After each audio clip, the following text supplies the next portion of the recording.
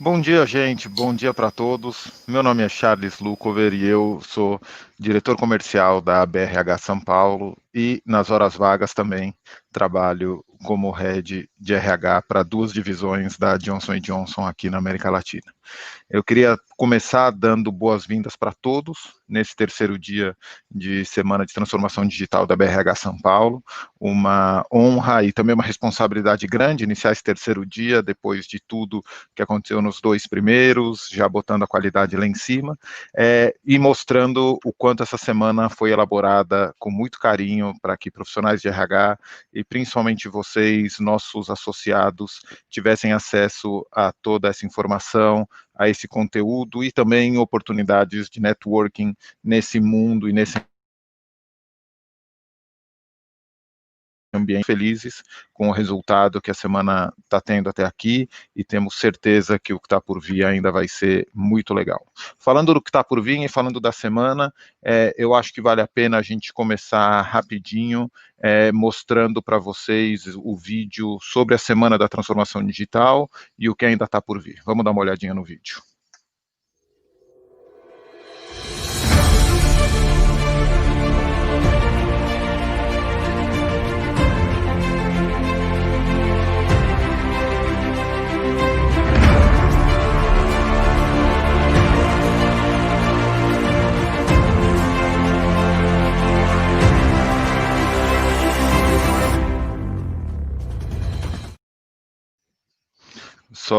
Só tem fera e é uma responsabilidade enorme estar aqui, inclusive eu hoje também acompanhado por duas feríssimas.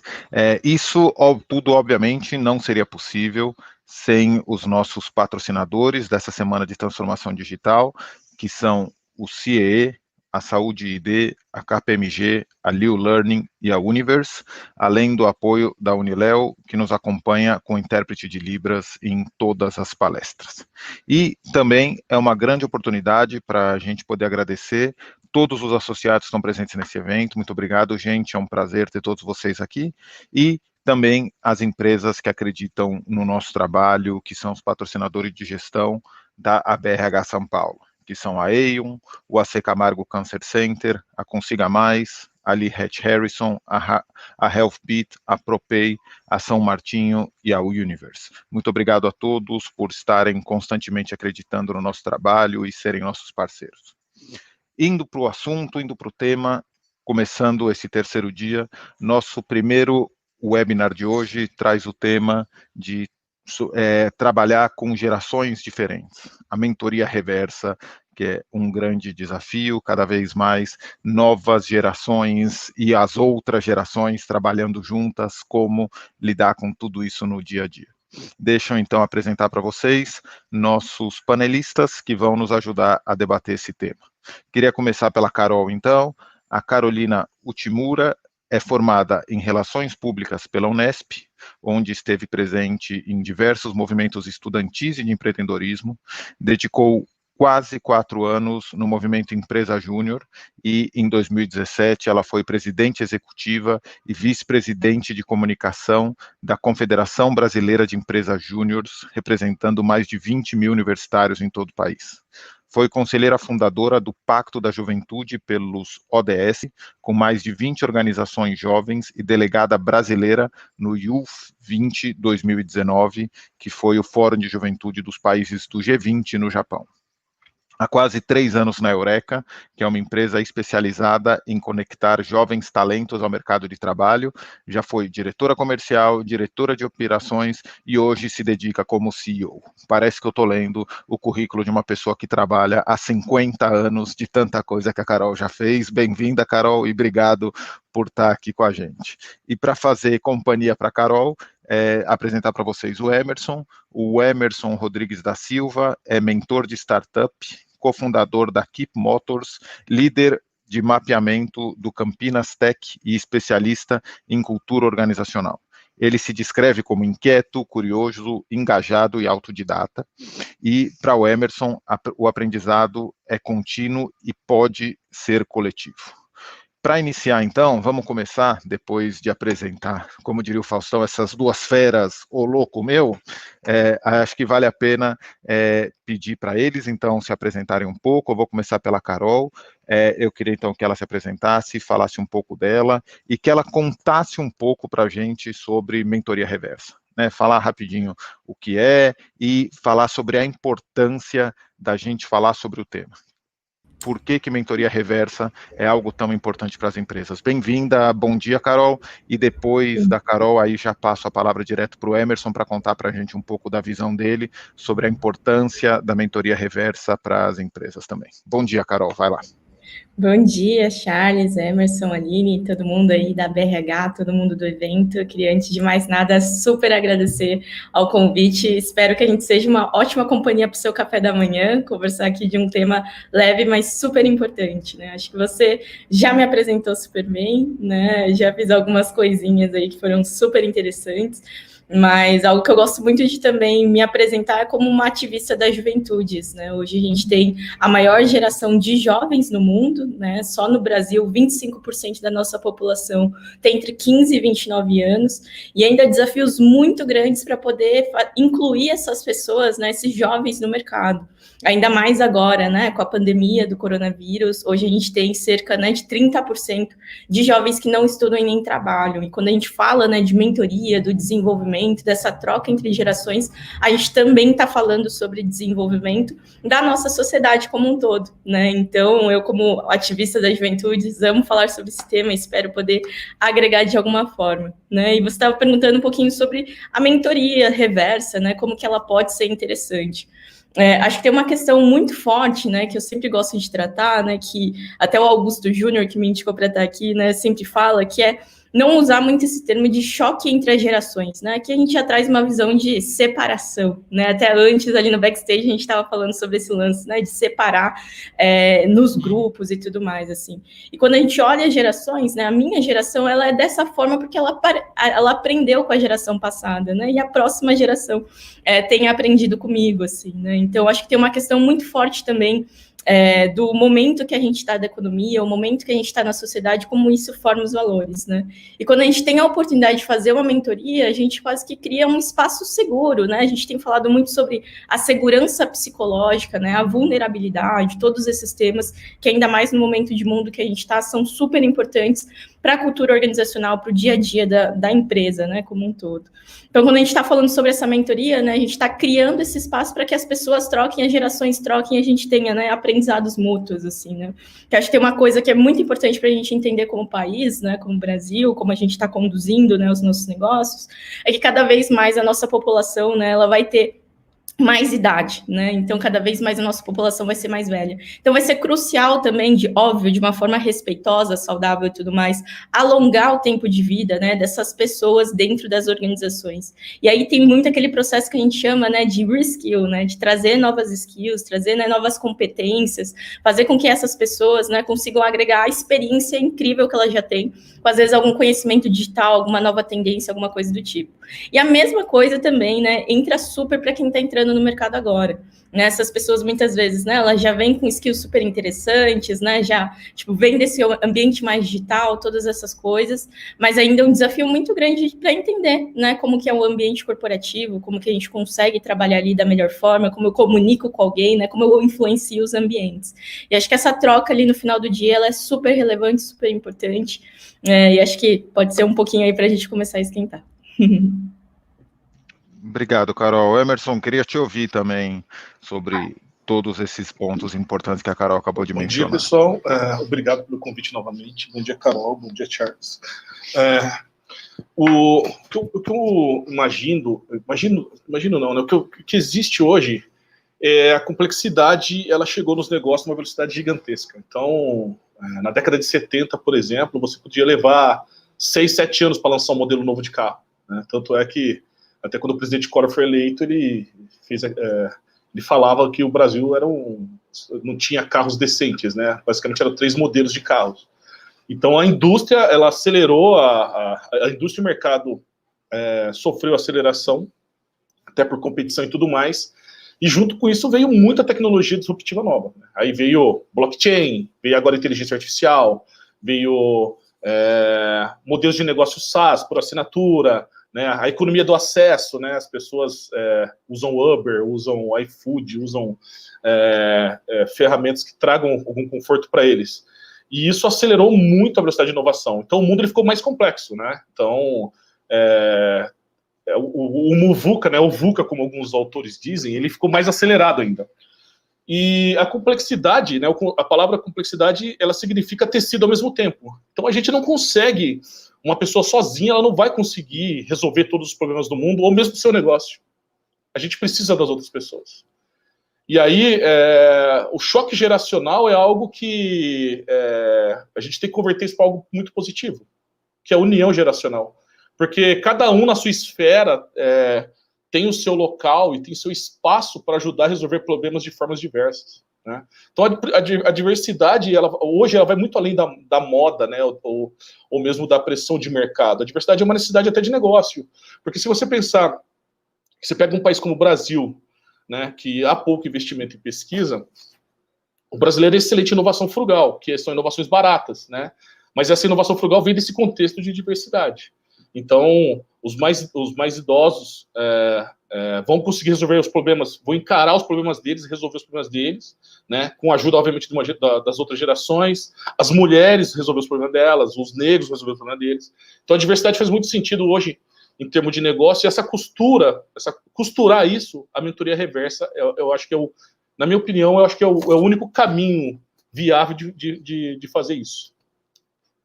Você pode me falar um pouco mais disso, Emerson, que eu acho interessante, você tocou nesse ponto da diversidade, até por ser um tema que, vamos dizer, infelizmente, por alguns motivos bem negativos, tem voltado o tempo todo a gente a discutir questões de racismo de uma forma relacionada à violência. Então, infelizmente, nesse final de semana o tema voltou.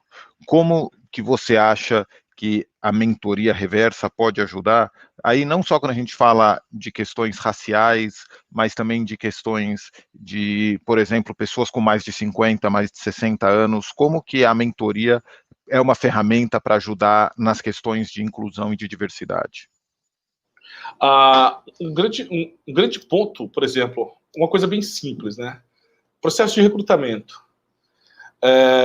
Isso até é uma esfera até que eu presenciei alguns casos, né? Por exemplo, é muito comum. Eu participei de um programa com uma empresa de recrutamento de mulheres negras.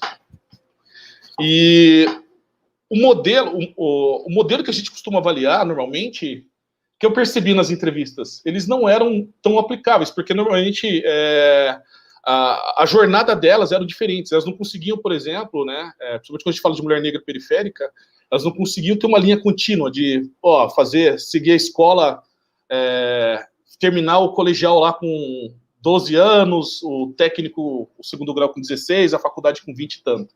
Né, elas fazem a faculdade, mas vai um pouco adiante isso, né? Há algumas interrupções no meio do caminho. E aí, a experiência que a gente observou foi que, nesse contexto todo, teve a experiência de vida da pessoa fortaleceu outros aspectos que seriam importantes. O soft skill dela era muito forte, por exemplo, na questão de resiliência. Era uma pessoa extremamente resiliente. Era uma pessoa extremamente focada, né, para justamente suprir aquilo, né? Esse tipo de leitura, você só vai conseguir ver, você ter a lente, né, para perceber esse tipo de coisa, se você tiver alguém no seu time que tenha essa percepção ou que te capacite para isso. Da mesma forma, por exemplo, vou fazer um processo de seleção de profissionais com mais de 50 anos. Um jovem de 18 anos, 19 anos, 20 anos, né?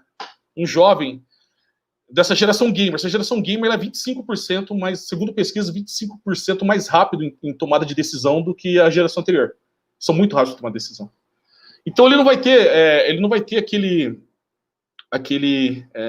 feeling para lidar com uma pessoa acima dos 50 anos. Então esse mais jovem, por exemplo, na seletiva, ele vai precisar do processo reverso para poder ajudá-lo a enxergar esse tipo de coisa, desenvolver essas lentes. Tanto é que, por exemplo, em empresa é muito comum, um dos primeiros passos para se tratar de diversidade na empresa, você começa com um censo, para você detectar como que está o seu ambiente, e depois você constrói comitês para discussão. Esse comitê já é uma mini mentoria reversa, justamente para você poder desenvolver essas lentes, para ajudar a trazer isso para dentro do contexto. Queria te ouvir no tema também, Carol, de como a mentoria pode ajudar nas questões de inclusão e de diversidade. Boa. Nossa, eu acho que eu vou super em linha ao que o Emerson trouxe, né? O que a gente tem muito questionado na Eureka, principalmente por trabalhar, né, muito com programas de estágio, trainee, está lidando com o começo da carreira da pessoa, né? A gente fala que, putz, eu não quero ver tanta prontidão, eu quero ver potencial, né? O que é muito diferente, assim, né? E quando a gente fala sobre diversidade, muitas vezes a gente está falando, né, de pessoas que correram 500 metros, né? Fizeram aquela corrida de 500 metros, putz, sempre estudou, né, nas melhores escolas, nas melhores faculdades, fez seu intercâmbio, né, uma sequência de coisas que não é comum para a maioria da população brasileira, né, enquanto você tem outros que fizeram uma maratona São Silvestre, assim, né, de sair de uma casa onde sempre que teve trabalhar, ajudar nas coisas em casa, né, encontrar algum emprego, tentar trabalhar, né, durante o dia, fazer uma faculdade à noite, é totalmente diferente, assim, né, e aí a gente querer comparar, né, as duas trajetórias fica muito difícil, assim, né, e o que eu trago, que eu acho que é super interessante, né, que muitas vezes essa pessoa que fez essa maratona, né, ela vem com essas skills que são muito difíceis em desenvolver, né, dentro da organização, assim, né, se fala de resiliência, soft skill, né, de inteligência emocional, tudo isso que a gente está vendo o quanto que é importante na pandemia, né, até você desenvolver isso vai demorar muito tempo, enquanto, sei lá, um inglês, qualquer coisa do tipo, né, faz um intensivão ali 2, 3 anos, as coisas vão acontecer, assim, né, eu acho que principalmente ter esse mentor, né, e no final do dia vai ser a pessoa que acompanha, né, o gestor que está ali junto e tudo mais, é super importante para que ele possa entender mais sobre essa realidade, né, trazer essa diversidade para dentro, porque no final do dia, né, a gente acha que só a pessoa ali mais jovem, a pessoa que entrou depois, né, que aprende muito, mas eu acho que principalmente, né, falando sobre diversidade, as lideranças da organização, especialmente a média liderança, é extremamente crucial para que a diversidade aconteça. Porque no final do dia são eles que falam sim ou não na entrevista, né? São eles que falam sim ou não para a sucessão, ou qualquer coisa nesse sentido. Então, eles poderem estar ali perto, né, entendendo mais sobre aquela pessoa de uma realidade que é totalmente diferente que ele veio, é crucial para que ele tome as decisões, né? E no final do dia também, você tem alguém que é muito mais parecido com o público que você pode atender, né? Imagino você lá na Johnson & Johnson, vocês têm produtos para todas as faixas, né, dos mais diferentes tipos, assim, tem que entender o consumidor, né, e se a gente tem um time que não representa a diversidade que a gente tem no nosso consumidor, como é que a gente vai falar que essas são as melhores soluções, né? Então, acho que tem essa questão muito forte, né, de essa pessoa que está mais tempo, entender essa realidade, né, e começar a abrir portas, entender quais são as políticas que são importantes de implementar na empresa, né, e ao mesmo tempo também essa pessoa que vem de um ambiente mais diverso, ela consegue ter alguém que dá apoio, né, acho que muito mais do que dar capacitação, olha, esses são os cursos para fazer, essa pessoa vai chegar e falar, nossa, esse prédio espelhado aqui na Faria Lima, que lindo, maravilhoso, acho que não é para mim, né, e a gente mostrar para ela e ter esse apoio emocional para ela, né, de que sim, esse lugar é para você, a gente quer você, fica aqui, né, cresce aqui com a gente, é muito especial e muito importante, assim, então, acho que as duas partes ganham demais dentro desse processo.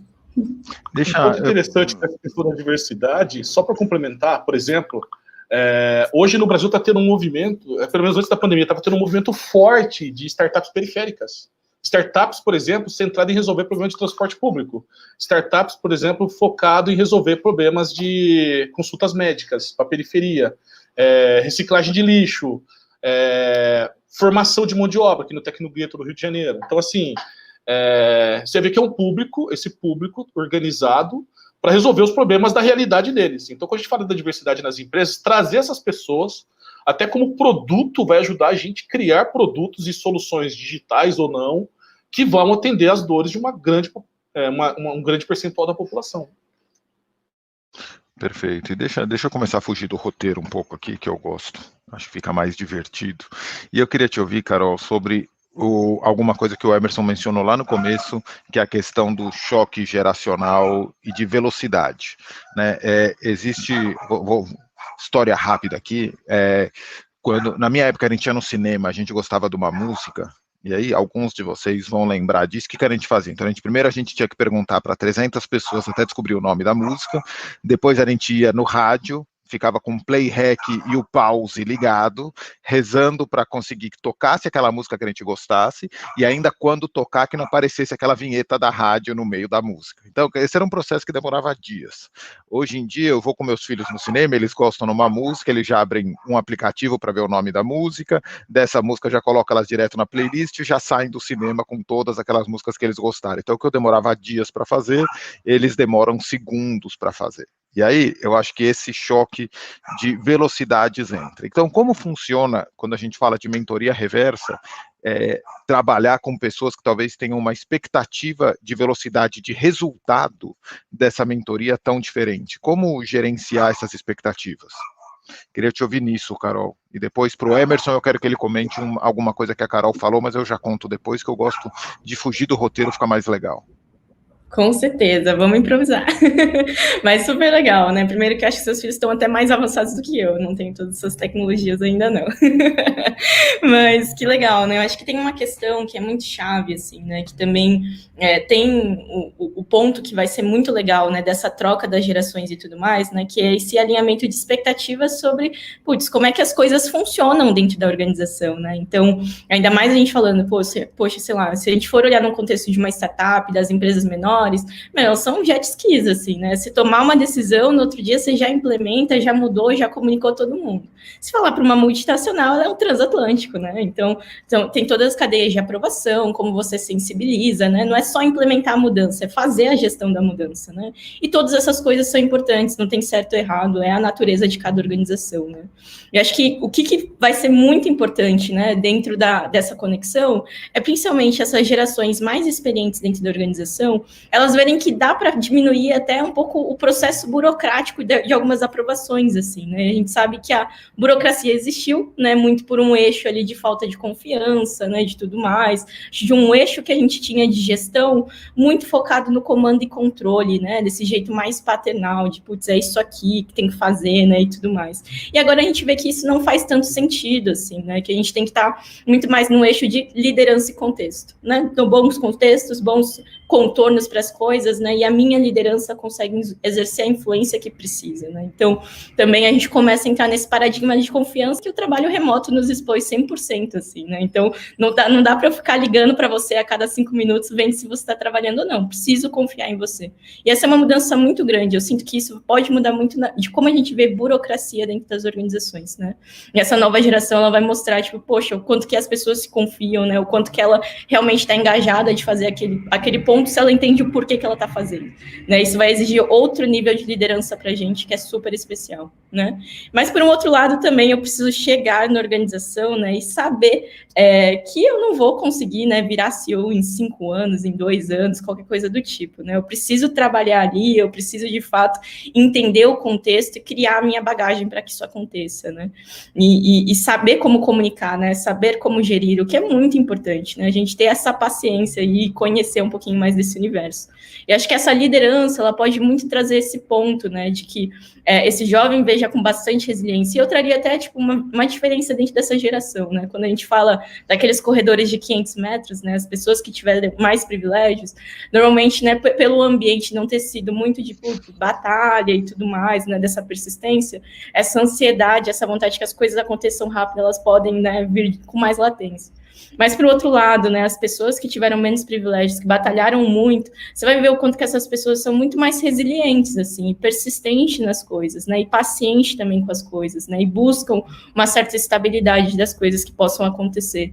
Então, até ter esses perfis misturados é muito potente para a organização, né, não dá só para ter gente muito rápida, gente que quer fazer as coisas, né, com mais persistências, a visão, né, a conexão dessas visões é que pode ser muito positivo para que a organização corrija alguns tempos, né, importantes para ela. Deixa eu trazer para o Emerson aqui uma pergunta sobre um ponto que a Carol mencionou, da questão de comando e controle. Então, realmente, assim, como mudar a cultura organizacional, Emerson, para essa questão de cada vez menos comando e controle para ajudar a ter velocidade, menos burocracia, como a Carol mencionou, e como que a mentoria reversa pode entrar como uma das ferramentas para ajudar nessa mudança da organização através da cultura organizacional. O comando e controle, que é um modelo muito orientado na questão, muito centrado na questão hierárquica, né? Hierarquias mais fortes prevalecem.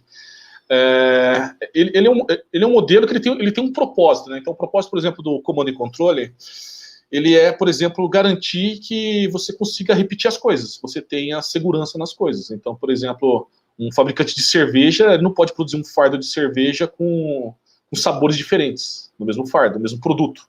Então, você garantir repetibilidade, você precisa ter controle. Então, isso é da natureza do negócio. Então, um fabricante de cerveja, de leite, sal, nitidamente ele vai... o modelo de negócio que melhor se adapta ao dele é uma cadeia de comando e controle. Né? Que nem eu falo, que tipo de inovação conseguiria fazer na indústria de sal? Talvez colocar corante e deixar ele colorido, sei lá. Então, é muito baixo a margem de inovação nesse tipo de negócio. O que pega, o que foi até um erro da indústria de software no começo, foi achar que a gestão de comando e controle serviria para atender escopo criativo. Né, que aí envolve complexidade, criatividade envolve complexidade. Hoje em dia a gente vê muita literatura sobre essas diferentes visões, né? No ambiente criativo, ou indústrias digitais, porque a transformação digital também, qual que é o grande problema para a empresa convencional? Né? Tirando alimentos, esse tipo de coisa, o grande impacto da transformação digital é o que a gente chama de desmaterialização. Então, você pegava, tipo, quando eu era criança, você tinha que ter uma máquina fotográfica com filme, tirar a foto, não podia abrir no sol senão estragava, você levava no fotógrafo, ele revelava isso, né? Então, a Kodak, a Fuji e outras empresas viveram décadas gloriosas em cima disso, né? E quando a fotografia digital veio para a internet, houve um boom, explodiu. Inclusive, a fotografia digital foi criada pela Kodak, né? E as empresas, elas não tiveram a percepção, né, para essa mudança, ela não inovava, ela não tinha um ciclo de inovação, ela não analisava um contexto complexo, e essas empresas acabaram, obviamente, esse segmento morreu, né, de filmes e tudo mais, né, até o clichê de mercado, todo mundo sei como caso, mas o mais interessante quando a gente desmaterializa uma coisa é a explosão exponencial dela. O volume de fotos que é gerada hoje em meio dia é mais do que a Kodak já gerou no auge dela num ano em venda de fotografia. Porque Instagram, quem não tira Instagram toda hora, Facebook. Então, a transformação digital, ela proporciona essa explosão essa explosão de consumo, né? E aí surge muita oportunidade. Então, a velocidade da inovação também aumenta muito. Então, isso não dá para você fazer, usar comando e controle, não dá. Você precisa desenvolver um modelo mais criativo. E aí, o tipo de liderança, nesse caso, ele vai ter que construir uma relação boa com o time e usar desses talentos. Porque, por exemplo, a geração mais nova, que cresceu apoiada nos games, essa geração mais nova, por exemplo, eles têm uma capacidade de auto-organização enorme. Eles são muito orientados à missão, regras claras, muito orientado à missão. Se precisar trocar liderança, eles trocam para determinadas missões ou projetos. Eles são muito versáteis. Isso, para uma empresa, para um contexto criativo, é fantástico.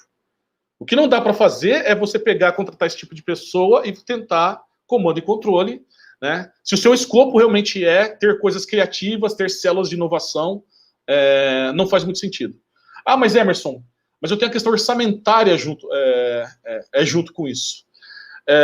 Lógico, o orçamento é uma restrição. Se fizer sentido ter essa restrição, você tem que discutir com esse time. Você tem que também ajudar, ouvir essas pessoas para que você consiga ter o melhor uso construir esse orçamento ou ter o melhor uso. Né? Quando eu falo assim, eu não estou falando só da geração de gamers, não. Eu uso muito de gamers, que é um assunto que está mais latente, que eu falei um pouco desse tema alguns dias atrás, né?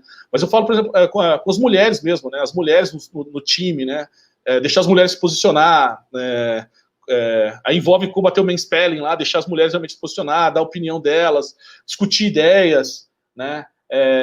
Os profissionais com mais de 50 anos, então construir junto, né? E essa abordagem muda muito o contexto, e o comando e controle nesse aspecto, o que eu tenho visto de caso, não funciona. O comando e controle, novamente, é quando você realmente já tem algo muito bem definido, precisa ser repetitivo, seguro, perfeito. Eu até brinco que eu não voaria num avião feito por uma startup, só por uma de comando e controle, tá? Cada um tem o seu escopo aí. Controle para essa geração é só aquele negócio que eles usam para o videogame, né? É o único controle que eles querem saber. Vamos falar um pouco de técnica, mas antes disso, eu queria lembrar vocês que vocês podem colocar nos comentários, vocês podem colocar perguntas que a gente vai ver e podemos colocar tanto para o Emerson como para a Carol, tá? Então, se vocês tiverem perguntas, fiquem à vontade para usar o campo de comentários para isso. Vamos falar um pouco de técnica. E aí, Carol, queria te ouvir sobre dicas e técnicas para uma boa mentoria, né? Aproveitando essa nossa população de RH aqui, quais são as dicas que você dá para uma mentoria ser bem implementada e funcionar bem? Boa, perfeito. Eu acho que principalmente, né, nós como RHs, a gente, principalmente quando a gente vai, né, formar um grupo de mentores, acho que a primeira coisa é sensibilizar, né? Não adianta também forçar ali aquela liderança a ser um mentor, ele precisa entender, né, o quão importante isso é, né? Que eu tenho falado muito, a gente faz muitos workshops assim de viés inconscientes e tudo mais, né, para preparar gestores para a diversidade, né? E o que a gente sempre traz é, putz, muitas vezes, né, imagina que essa pessoa que você está dando essa oportunidade, daqui 20, 30 anos ela vai contar sobre a história dela, e ela vai poder falar, putz, eu tive o Emerson que foi, né, o meu gestor que me ensinou isso, abriu essa porta e graças a ele a gente está aqui, assim, né? Então, acho que tem a primeira coisa assim de o mentor estar muito sensibilizado a entender que ele está mexendo com algo muito importante, que é a carreira das pessoas, né? E ainda mais o começo de carreira das pessoas, que é muito chave, né? Para o que ela vai fazer para o restante da vida, né? Então, acho que a primeira coisa é uma boa sensibilização. Ele entender o porquê que ele está fazendo, que tem muito propósito nesse trabalho, assim, né? Que acho que no final do dia também nos enche, assim, né? De orgulho e de satisfação. Acho que a segunda coisa, né, ele compreender os diferentes perfis que ele pode ter de mentorado, né? Então, poxa, como é que eu vou ali trabalhar com uma pessoa, né, que vem de um grupo de diversidade, né? Uma pessoa que vem de uma realidade muito diferente da minha. Eu acho que a gente tem que ser muito autodidata, sabe? Quando a gente fala de diversidade, né? Tipo, as pessoas negras, elas não são responsáveis pela minha educação antirracista, né? As pessoas LGBTQIA+, não são responsáveis pela minha educação nisso. A gente tem N conteúdos, abre o Netflix, vários documentários super legais, vai estudar, né? Vai fazer esse trabalho aí que eu acho que é super importante. E aí, técnicas mais para o momento, assim, né? Eu acho que uma boa relação de mentoria, né? Ela vai ser uma relação onde a gente tem segurança psicológica para poder falar sobre qualquer assunto, né? Imagina, eu tô lá com o meu mentor e eu não posso falar sobre os meus erros, minhas inseguranças. O que adianta, né? Melhor não falar, então. Então, acho que a primeira coisa ali para você ter um ambiente de boa segurança psicológica é que a pessoa saiba e tenha certeza que ela não vai ser punida se ela errar, né? Ou se ela não souber a resposta, qualquer coisa nesse sentido, né? E você trazer, verbalizar, isso é muito importante, para que, de fato, né, ela consiga trazer no máximo de vulnerabilidade o que ela precisa naquele ambiente de mentoria. E aí eu acho que tem técnicas que a gente pode usar, né? Tanto de entender mais o conflito, né? De às vezes provocar, fazer com que a pessoa, né, realmente fale sobre algumas coisas. Então, uma comunicação não violenta pode ser super legal. Joga aí no YouTube várias técnicas aí dos 4 passos da comunicação não violenta, né? Pra gente conseguir entrar mais desses pontos. Putz, eu acho que o mentor também, né? Ele vai fazer boas perguntas, né? Então, perguntas que vão sair respostas mais do que sim ou não, né? Que as pessoas realmente, né, possam entender e possam refletir, trazer coisas que elas nunca tinham visto, né? Ele ter bons exemplos, acho que ser um bom contador de histórias, né? Para exemplificar o que aconteceu, como que a pessoa pode lidar com aquilo, é excelente, né? E o mentor também, ele vai trazer aquela visão de, às vezes, pender para um lado ou para o outro, para que aquela pessoa, né, possa se provocar a pensar de algo diferente. Então, também, não seja uma pessoa neutra, né, traga ali alguns dos pontos. Não é igual o coach, né, o coach, você deixa a pessoa mais livre, você só pergunta, né, e tudo mais. O mentor, ele pode trazer, sim, opiniões e tudo mais, e é positivo. Né? Então, você também fazer essa provocação é super especial. Então, acho que tem várias coisas que a gente pode abordar, né, mas acho que esses são alguns pontos que você pode começar com tranquilidade. Emerson, o que mais você agregaria nessa questão das dicas para uma boa mentoria reversa funcionar bem? E também, já aproveitando a sua experiência de como implementar, não só dicas para o mentor, mas também dicas para a nossa comunidade de RH, de como implementar um bom programa de mentoria reversa. Bacana. Eu só queria complementar da minha fala anterior, daquela questão do comando e controle, tá? Faltou um item que eu acho que vale a pena a gente comentar, é muito rápido. Normalmente a gente acha que as empresas crescem demais, elas têm que ser totalmente orientadas a comando e controle. Esse é um erro também, né? Então é muito comum, eu já vi muito consultor falar, a empresa nasce pequena, ela nasce uma startup, ela vira pequena, ela vai virar um gigante e vai engessar porque ela vai virar uma empresa corporativa. Sim, esse é um caminho possível, mas existe um outro caminho possível, que é o que a gente chama de ambidestria. Você conseguir desenvolver uma cultura onde você tenha núcleos de inovação que trabalhem de forma extremamente colaborativa com outro modelo de gestão, e núcleos mais operacionais, né, de governança, onde você vai ter uma cadeia de comando e controle. Tá? Então, a ambidestria aí é uma das dores hoje das empresas, das startups que cresceram demais. Né? Vocês podem pegar aí como referência aí no Brasil, hoje uma das que buscam muito isso é a Móvel, né, dona do iFood e da Simpla. Eles buscam esse contexto, eles não querem perder a velocidade de inovação de uma startup, mas também não vão continuar trabalhar sem governança também, até porque os investidores exigem isso, então ele precisa também aprender a fazer esse tipo de coisa. Voltando ao ponto da mentoria reversa, como construir um bom plano, né? Algumas dicas, né? Acho que o primeiro ponto é capacitar líder. Os líderes atuais, a gente precisa capacitá-los, porque a gente tem... É natural do ser humano ter viés. A gente constrói viés, porque a gente lê muita coisa, a gente é contaminado e a gente desenvolve viés, né? Coisas simples, do tipo, aquela pessoa não tem cara de vendedor. Como que é a cara de um vendedor? Então, assim, a gente tem que começar a ajudar. Não, programador homem é bom. Quem diz que as mulheres não são excelentes programadores? Então, um primeiro passo é pegar a liderança atual e começar a treiná-los para tentar reduzir esse viés. Treiná-los como? Internamente? Não, você pode contratar consultorias especializadas nisso, para a questão racial, para a questão LGBT, para a questão feminina, tá? Então você ter consultorias ali que possam te ajudar essa questão do viés. Segundo ponto é dado, número. É usar dado e número. Eu tenho censo na minha empresa tem 10% de mulheres. Poxa, a minha empresa é de uma região que 60% das mulheres compõem a sociedade aqui, compõem a minha cidade. Eu só tenho 10%? Opa, pera lá. Então, vamos criar um plano, não é mande os homens embora, não é isso que eu estou falando. A empresa, ela contrata e demite constantemente, né? É contínuo esse processo. E aí você começa a fazer processos mais especializados para poder trazer esse público e compensar. A própria diferença, as próprias pessoas diferentes chegando na empresa já vai ajudar muito nesse processo de integração, né? Obviamente também com a preocupação real de avançar essas pessoas na carreira, né? Ter o plano deles de crescimento também, que o ideal não é só acolher, né? Você conseguir realmente promover o crescimento deles. Então, se você treinou o líder, se você trouxe os elementos externos, aí são as conversas difíceis. Aí como, por exemplo, os próprios BP ou RH tem que promover ritos, né? Rito, por que rito? Contínuo, né? Então, toda semana, ou toda quinzena, ou todo mês, tem um rito onde tem essas conversas e onde se desenvolva essas características de vulnerabilidade e de interação no time, para que você consiga fazer a mentoria reversa funcionar. E com o líder preparado, com esse rito, isso vai fluir normalmente, tá? Vai fluir normalmente porque você tem a regra clara, as regras estão claras, tem o rito, tem o processo de contratação, os líderes estão treinados, você tem o processo em si de executar essa mentoria reversa, e o mais legal disso tudo, e o ponto mais importante é extrair ações reais disso, porque às vezes você conversa, ouve e não sai nenhuma ação. Isso é o papo da cultura, você tem que, é legal, a nossa empresa, um exemplo, a nossa empresa aqui, nós somos todos iguais na empresa, mas aquele banheiro é exclusivo para a diretoria, então não é todo mundo igual. Então, o que você fala tem que ser muito coerente, tem que ter muita coerência.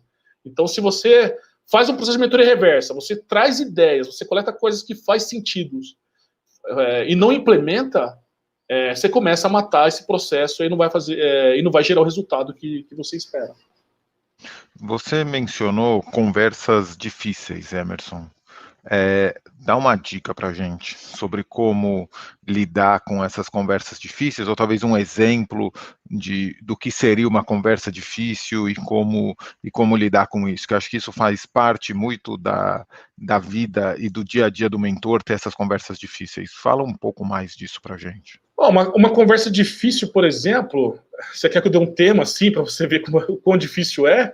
Mas aí você tem que dar a pergunta e a resposta, então, mas eu acho que sim, dá um exemplo de um tema. Um exemplo de um tema. Porque é muito comum isso, tá? Você não preciso nem... Por que não existem negros no middle manager ou na alta direção da empresa? É uma conversa difícil. Ou por que não existe LGBT na alta direção ou no middle manager? Então, isso aí dentro da empresa, você discutir esse tipo de assunto, cara, gera um desconforto e aí, quando você abre para discussão, esse é um tipo de conversa. Como fazer uma conversa difícil dessa? Procurar suporte. Não chega na sua empresa hoje e fala, ó, vamos lá, pessoal, vamos fazer uma conversa aqui. Por que não? Procure instituições que possam apoiar vocês nessa conversa difícil e para que vocês consigam realmente conduzir da melhor forma, extrair insumos para o trabalho. O legal a conversa difícil ela tem que rolar para conseguir extrair insumos para que você dê passos certos. Um ponto importante que a gente tem que tomar cuidado é que tem a ver com o contexto atual, com a exponencialidade, é a hiperconectividade. As pessoas, os grupos estão hiperconectados. A fonte de informação na década de 80 era só televisão, era Rede Globo e 1 ou 2 jornais. Hoje não, a informação vem de todo lado. Né? Então, aquele caso do Carrefour da semana passada, ele foi filmado e transmitido para as redes sociais. E gerou tudo aquilo. O George Floyd, você assistiu o assassinato dele ao vivo. Então, a hiperconectividade permitiu que as redes se organizassem e pressionassem muito. Então, essas conversas difíceis, elas vão estar muito norteadas nisso, e as empresas têm que encarar isso com uma certa realidade, para não desenvolver o contexto de uma diversidade falsa, né? Como aconteceu com um banco lá, um mês atrás, lá no Roda Viva, né?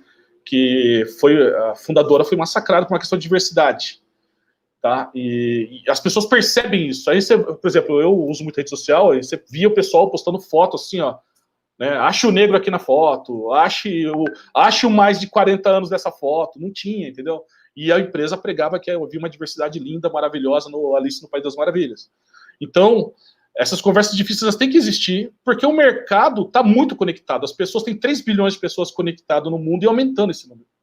Então, o que não doía antes, hoje dói muito. Então, você preparar um ambiente, se estruturar para fazer esse tipo de conversa, hoje em dia, é fundamental para você mudar a sua cultura, mudar a criação sua de produto, mudar a forma que você ganha dinheiro com isso. Carol, você mencionou, e aí falando de conversas difíceis, falando de um tema delicado aqui, você logo no começo, na sua abertura, você falou dos neném.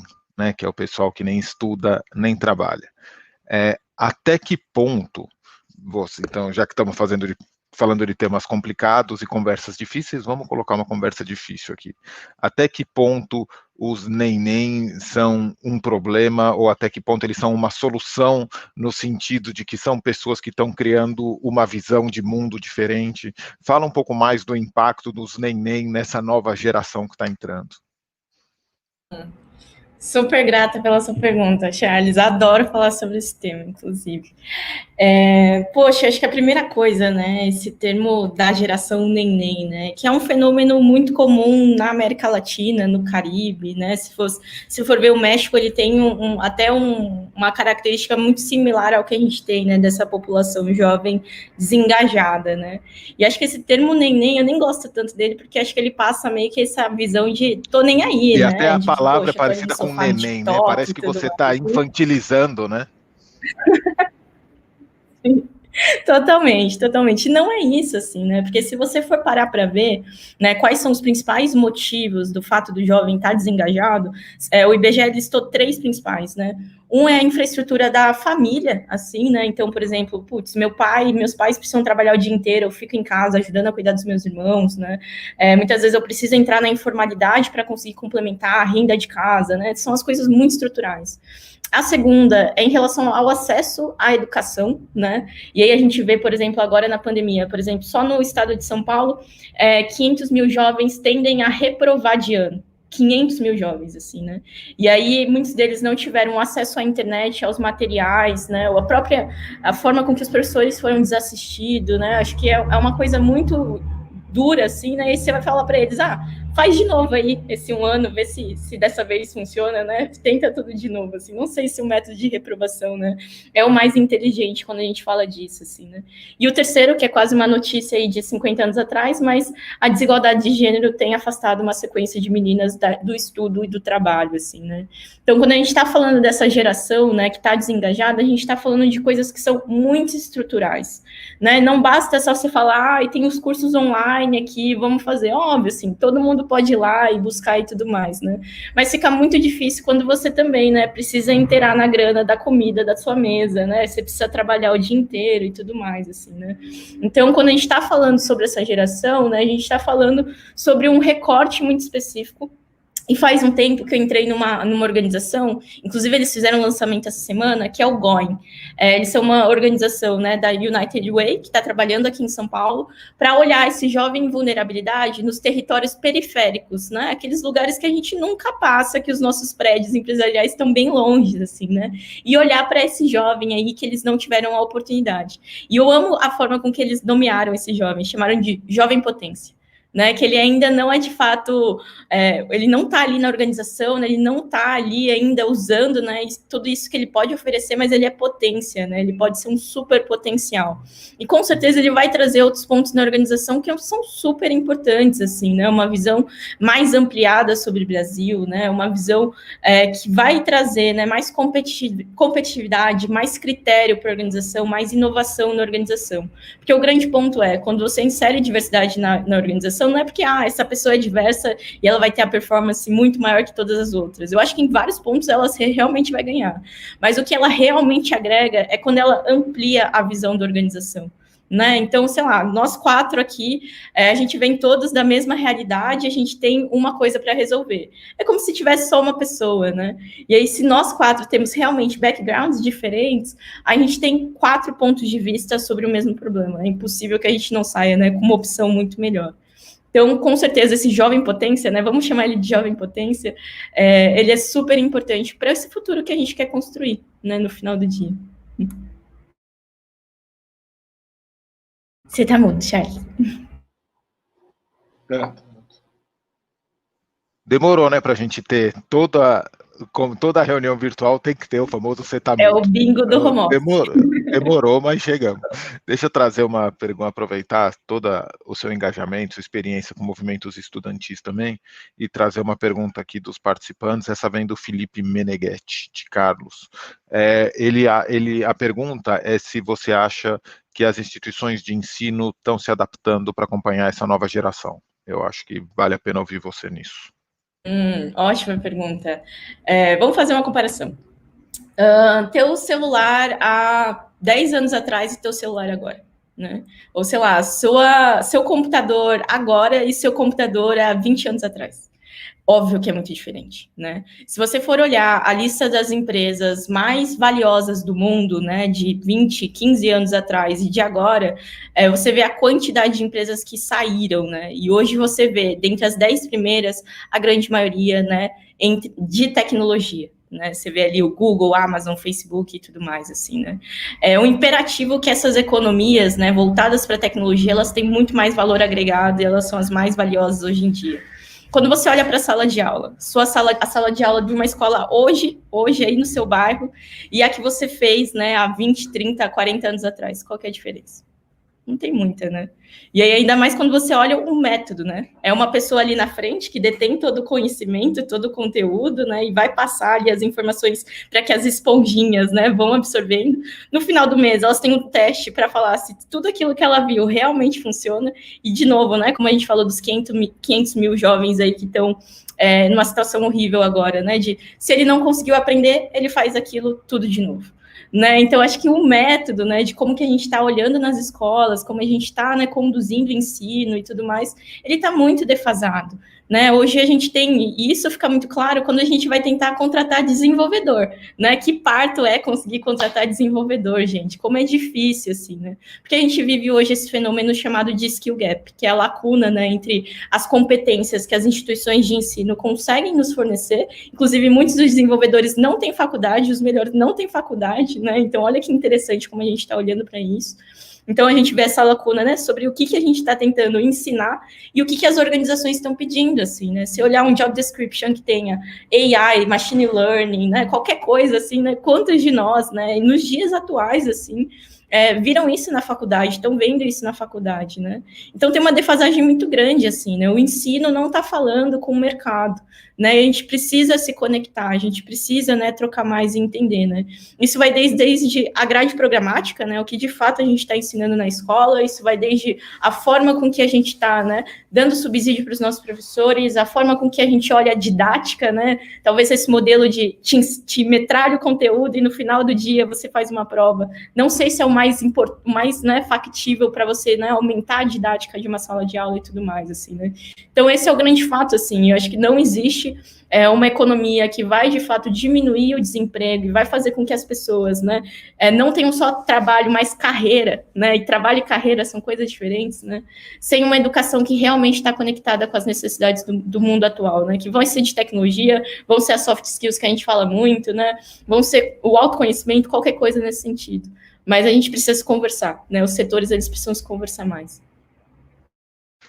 Perfeito, obrigado, Carol. E queria aproveitar e trazer uma outra pergunta para o Emerson, que ela vai na mesma linha, só que ela vai para o nosso mercado de trabalho. Então, a pergunta vem da Alessandra Popin, e a pergunta para você, Emerson, é o seguinte, quer dizer, ainda nessa geração que nem estuda e nem trabalha, a Carol comentou bastante sobre as instituições de ensino, mas a gente queria te ouvir um pouco do mercado de trabalho, né? Quer dizer, o quanto nós, mercado de trabalho, que todos nós fazemos parte desse mercado de trabalho, temos culpa por ainda ser muito tradicional, expectativas muito tradicionais e não estarmos preenchendo as expectativas dessa geração e por isso eles não se atraem por esse mercado de trabalho que nós estamos oferecendo.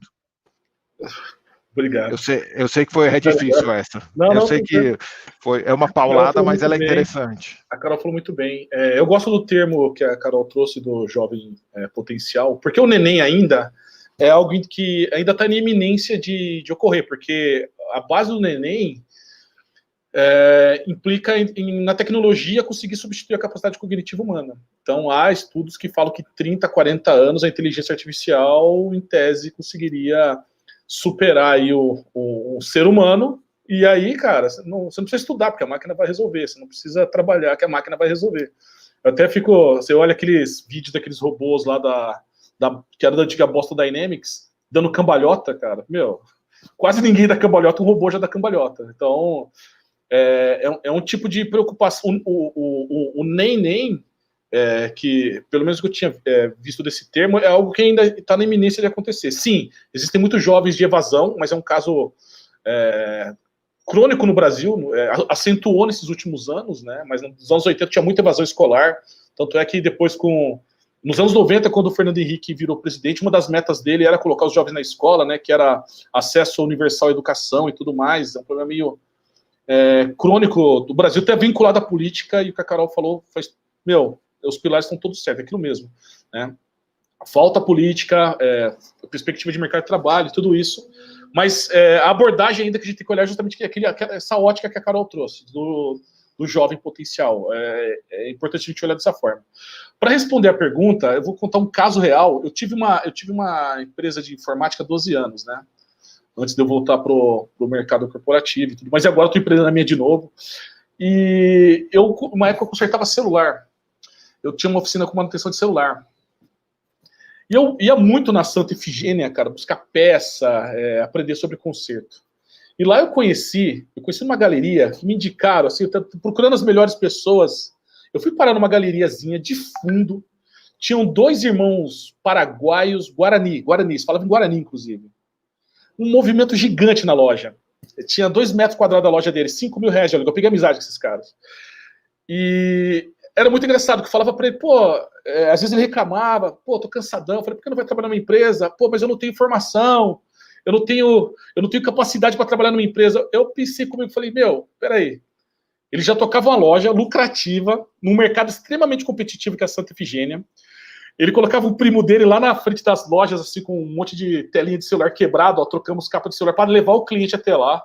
Então ele tinha estratégia de marketing, gerava caixa, alimentava a família, cuidava do estoque, né, da qualidade do serviço e dominava tecnicamente. Muita gente ia lá para aprender curso com ele, né, fazer curso com ele.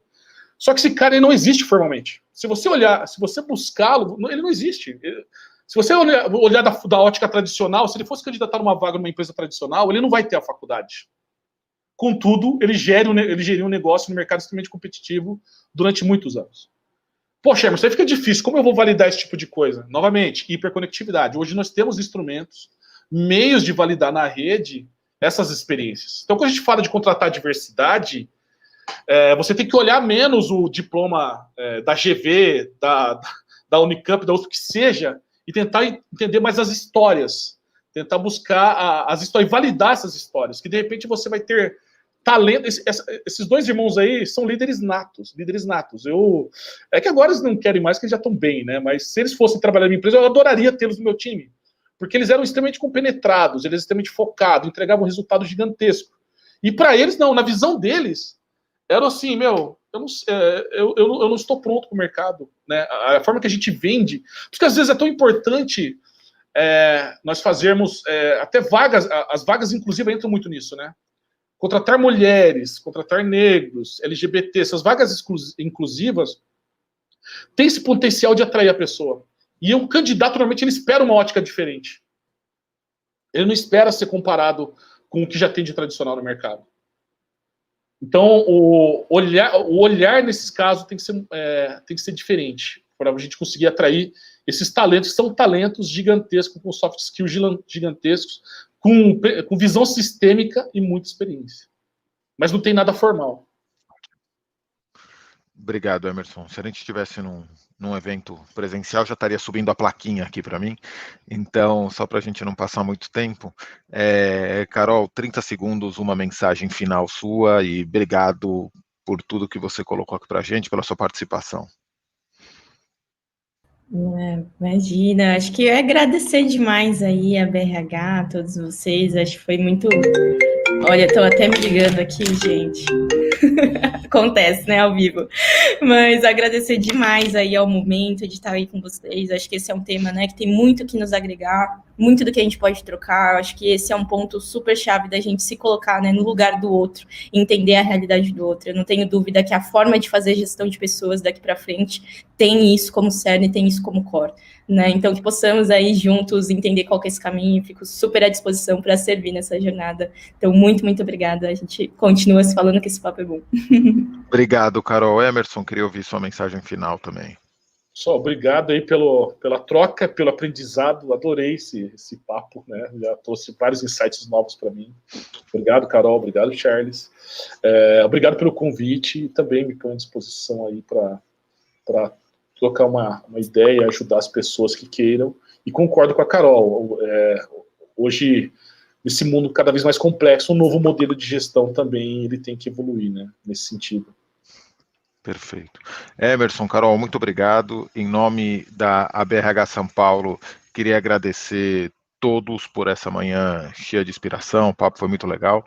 Daqui a pouquinho, daqui a 27 minutos, às 10 horas, tem o próximo evento com o tema Inovação no Negócio. Está muito legal, então não percam.